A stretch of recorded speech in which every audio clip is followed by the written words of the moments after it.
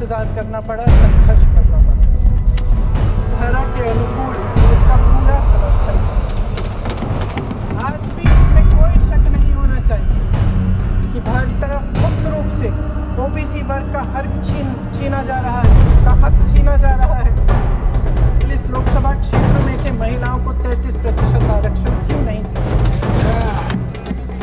इस सदन में पारित हो जाएगा और हमारे देश की हर नारी को अपनी असली शक्ति को धारण करने का मौका सेंस लिया है।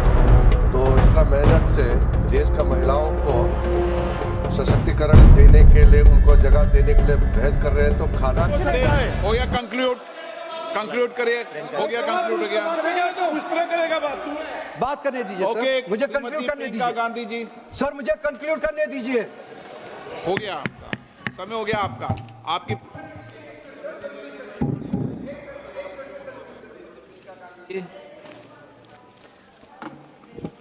आदरणीय अध्यक्ष महोदय जी, आज इस विषय पर आपने मुझे बोलने का मौका दिया, इसके लिए मैं आपकी बहुत बहुत आभारी हूँ। ये वो विषय है जो देश की हर महिला के दिल के का ही विषय है, इसलिए आज इस पे बोलने का मौका मिले, इसके लिए मैं आपकी फिर से आभारी हूँ।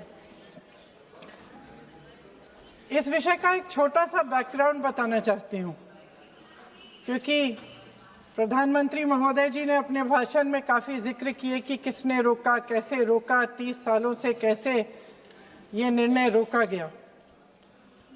तो इसका बैकग्राउंड ये है, मेरे सत्ता पक्ष के साथियों को शायद ये बात पसंद नहीं आएगी, लेकिन इसका ऐतिहासिक बैकग्राउंड ये है कि इसकी शुरुआत भी नेहरू नाम के एक व्यक्ति ने ही किया।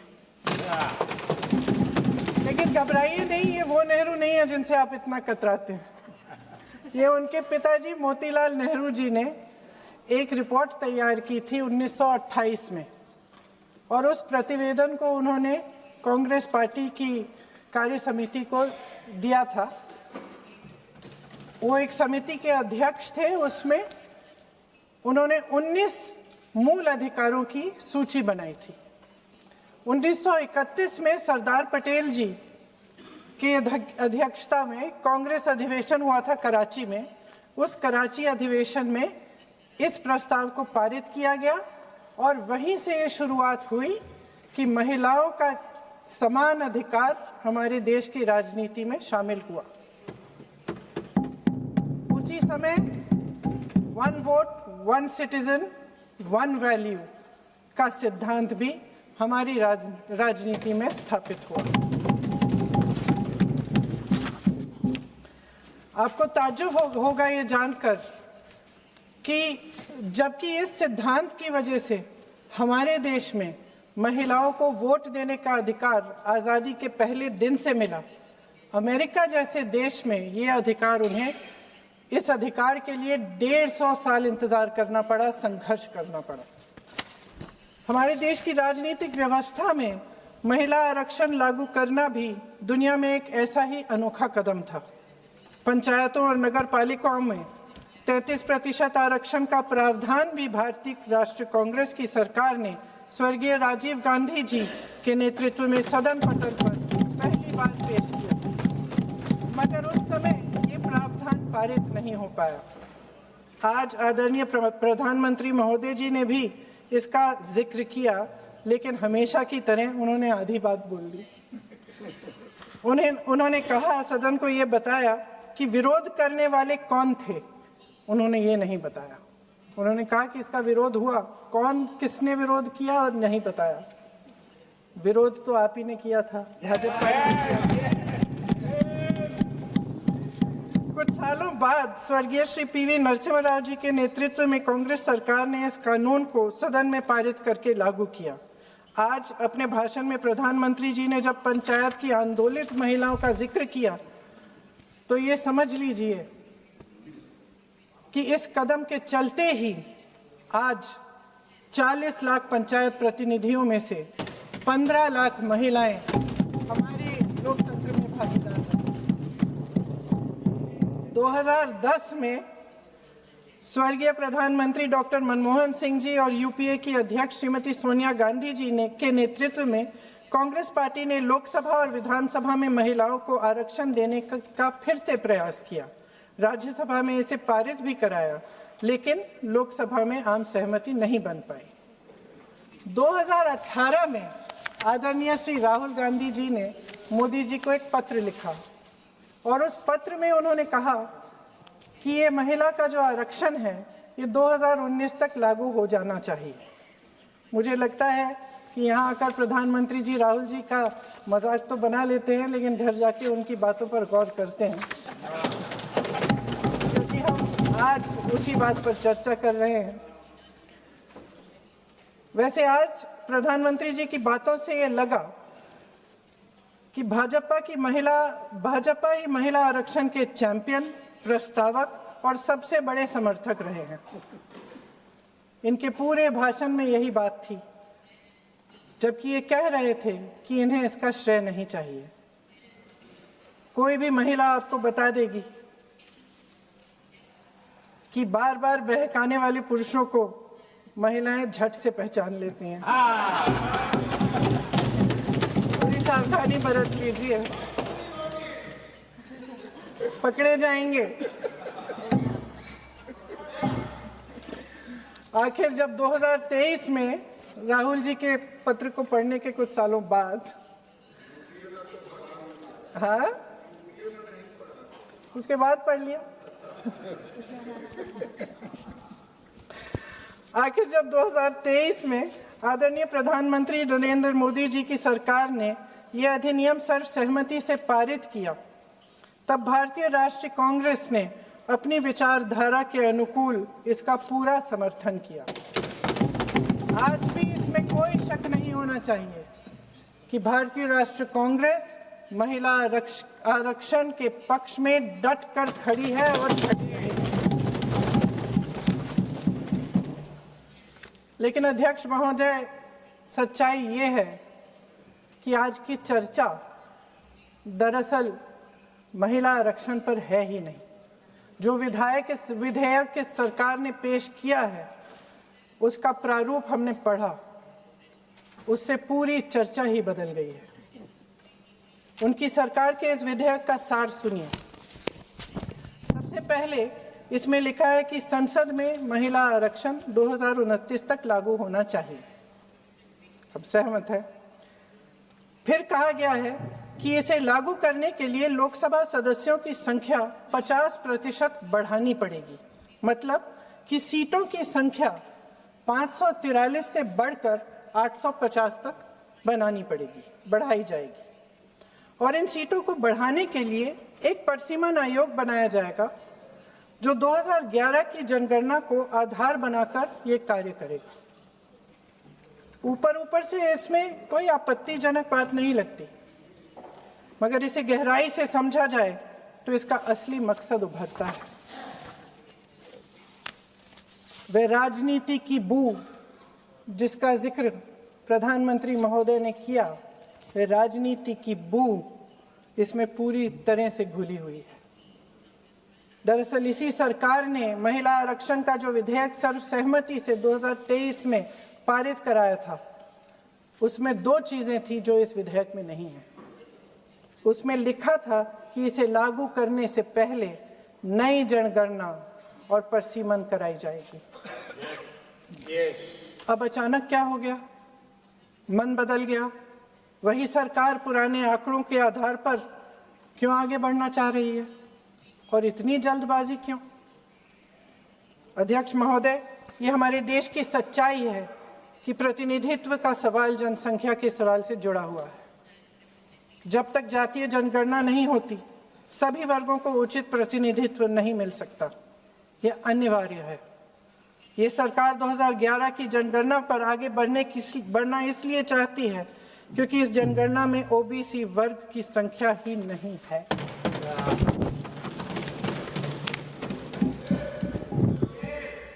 आज प्रधानमंत्री महोदय ने बड़े हल्के में बोल दिया कि इस वर्ग और उस वर्ग के बारे में हम बाद में देख लेंगे।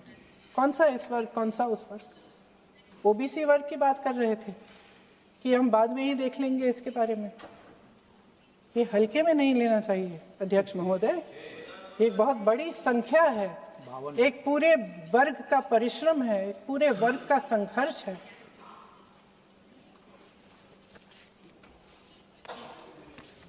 इसे टेक्निकल मुद्दा बता के उन्होंने अपना पल्ला झाड़ दिया। हम इनकी मांग कर रहे हैं, हम इनकी ज़रूरतों को आगे कर रहे हैं, हम कह रहे हैं कि इनको भी अपना हक मिलना चाहिए, और प्रधानमंत्री जी ने उसको एक टेक्निकल मुद्दा बता दिया। हमारे प्रधानमंत्री महोदय किस बात से घबरा रहे हैं?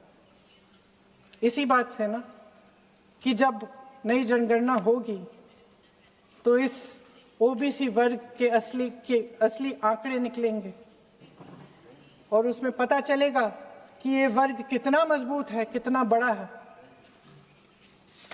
और उसके हक को कोई नकार नहीं पाएगा। 2011 की जनगणना को परसीमन का आधार बनाकर प्रधानमंत्री जी ओबीसी वर्ग की ये हक छीनना चाहते हैं। उनके साथ एक बहुत बड़ा अन्याय करने जा रहे हैं। अध्यक्ष महोदय, कांग्रेस पार्टी कभी नहीं होने देगी। हमारा संविधान सबका है, ये देश एक एक देशवासी का है। किसी एक का हक छीनकर इसे नहीं चलाया जा सकता। इस विधेयक में सिर्फ यह अभाव नहीं है, एक और खतरनाक अभाव है। संसद का 50% विस्तार प्रस्तावित है, लेकिन इसके लिए कोई ठोस प्रक्रिया के बारे में एक भी शब्द नहीं लिखा है।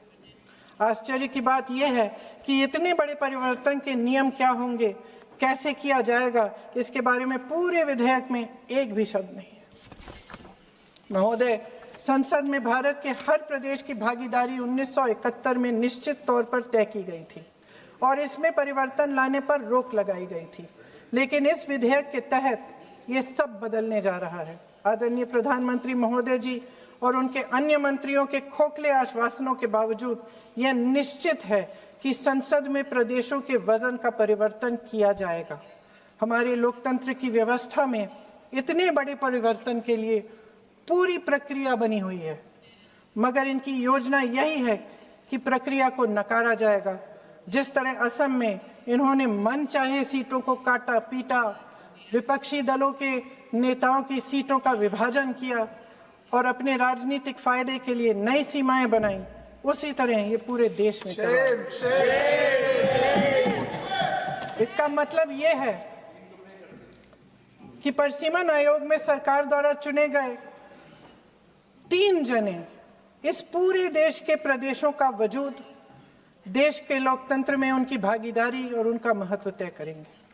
लोकतंत्र को खत्म करने की शुरुआत तो इस सरकार ने चुनाव आयोग, न्यायपालिका, मीडिया और अन्य संस्थाओं पर अपना पूरा दबाव डालकर शुरू कर ही लिया था, मगर अब लोकतंत्र पर खुला वार होने जा रहा है। अगर ये विधेयक पारित होता है तो समझ लीजिए कि इस देश में लोकतंत्र खत्म हो जाएगा। अध्यक्ष महोदय, मौजूदा सरकार एक बार फिर इस देश की जनता की आंखों में धूल झोंकने का काम करके देश की अखंडता पर बहुत बड़ा हमला कर रही है। एक तरफ महिला आरक्षण की बड़ी बड़ी बातें, तो दूसरी तरफ गुप्त रूप से ओबीसी वर्ग का हक छीना जा रहा है और कुछ प्रदेशों की ताकत कम करके लोकतंत्र की धज्जियां उड़ाकर अगले चुनाव के लिए अपनी पार्टी की मजबूती का ढांचा बनाया जा रहा है। हंस रहे हैं गृह मंत्री जी, हंस रहे हैं। पूरी योजना बना रखी है। चाणक्य आज अगर जिंदा होते तो वो भी चौंक जाते आपकी राजनीतिक कुटिलता पे।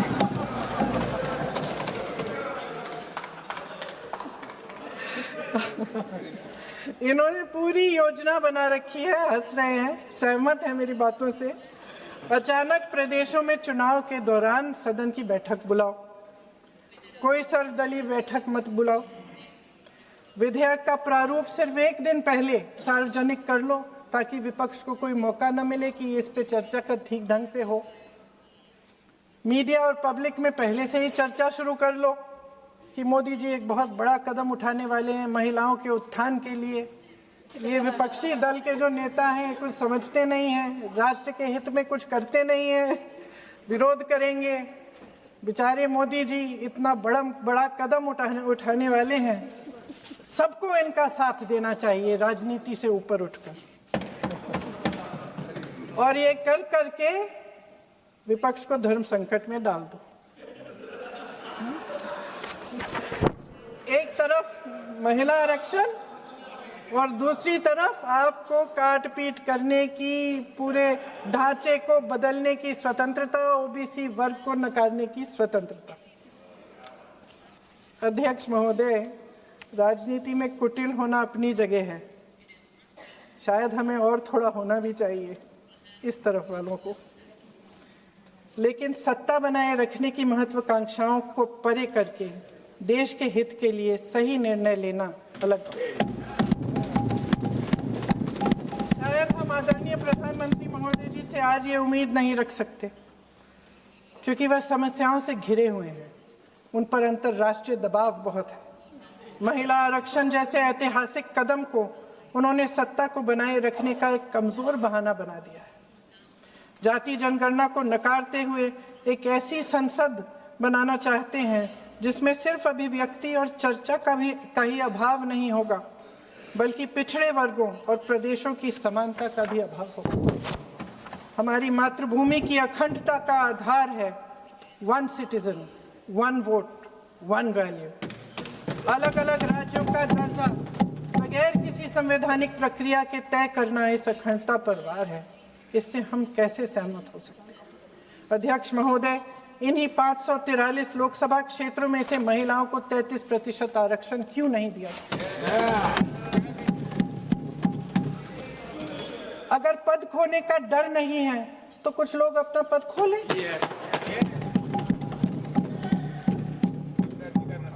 इसी में से SC ST का जो दर्जा है, SC ST में महिलाओं का आरक्षण 33% हो जाए, 1/3 आरक्षण हो जाए, ओबीसी का भी उचित आरक्षण हो जाए, आज पारित हो सकता है।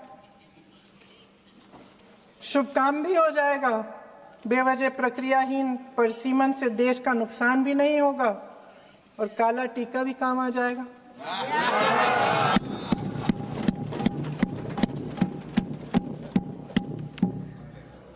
सदन की सर्वसहमति से देश के इतिहास में एक महत्वपूर्ण कदम उठाने पर आदरणीय प्रधानमंत्री महोदय जी का नाम भी लोकतंत्र का गौरवमय पन्नों में लिखा जाएगा। अध्यक्ष महोदय, आज मेरी बहुत सारी बहनें यहाँ बैठी हैं, सदन की चर्चा देख रही हैं। हम चाहे बड़े शहरों में रहती हों या छोटे कस्बों में, गांव में, चाहे पढ़ी लिखी हो, कभी भी सभागृह की गैलरी की चर्चा नहीं करते सदन में।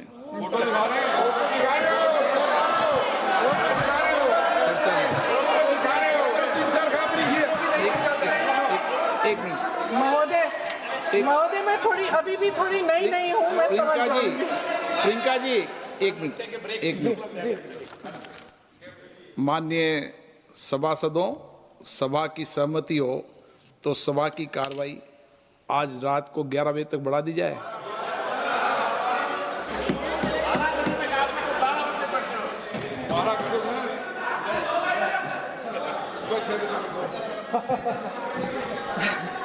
अध्यक्ष महोदय, हम चाहे बड़े शहरों में रहती हों या छोटे कस्बों और गांवों में, चाहे पढ़ी लिखी हों या हमने अवसरों की कमी का सामना किया हो, महिलाएं ही अपने समाज का बोझ अपनी दृढ़ता और मजबूत इच्छा शक्ति से अपने कंधों पर उठाती हैं। हम ही वह अथक कर्म शक्ति हैं जो हमारे राष्ट्र को आगे बढ़ाती हैं। दर्द और तकलीफें सहने की हमारी क्षमता असीम है, लेकिन अध्यक्ष महोदय, आज इस संसद में खड़े हुए मैं खास तौर से अपने पुरुष साथियों को याद दिलाना चाहती हूँ कि इस देश की महिलाएं निडरता पूर्वक जीवन के कठिन से कठिन परिस्थितियों में अपने हक के लिए लड़ना भी जानती हैं। घोर अंधकार से भरी रात में उठकर एक नई सुबह का दावा करना जानती हैं। इस देश की महिलाएं वे जबरदस्त सामूहिक शक्ति हैं जो इस देश के भविष्य को आकार दे रही हैं। इसलिए अध्यक्ष महोदय, आपके द्वारा मैं आदरणीय प्रधानमंत्री महोदय जी को ये कहना चाहती हूँ कि अगर वे इस ऐतिहासिक कदम को ईमानदारी से उठा रहे होते तो पूरा संसद इनके साथ एकजुट होकर इसे पारित करता। लेकिन देश की महिलाओं के नाम पर इस देश के बुनियादी ढांचे, इसकी अखंडता के साथ खिलवाड़ करने की कोशिश ने इस विधेयक का मकसद ही बदल डाला है। हमारी संसद को कमज़ोर करके अपनी सत्ता को कायम रखने की एक खोखली कोशिश साबित हुई है। आदरणीय प्रधानमंत्री महोदय जी, इस देश की महिलाओं का वाकई आप सम्मान करते तो उनका राजनीतिक इस्तेमाल न करते। ये आपकी हस्ती, आपके पद, उसकी गरिमा और आपके दायित्व के प्रतिकूल है। आपने ही कहा था कि भारत की हर नारी का ये हक है, उसका अधिकार है, किसी की मेहरबानी नहीं। आज नहीं तो कल उसे ये हक मिलेगा और इस हक को वे पूरी जिम्मेदारी से देश की अखंडता और एकता को बचाने के लिए इस्तेमाल करेगी।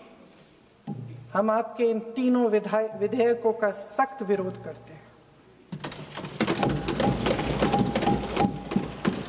लेकिन अभी भी आप एक ऐसा निर्णय ले सकते हैं जो सर्वसहमति से इस सदन में पारित हो जाएगा और हमारे देश की हर नारी को अपनी असली शक्ति को धारण करने का मौका मिलेगा।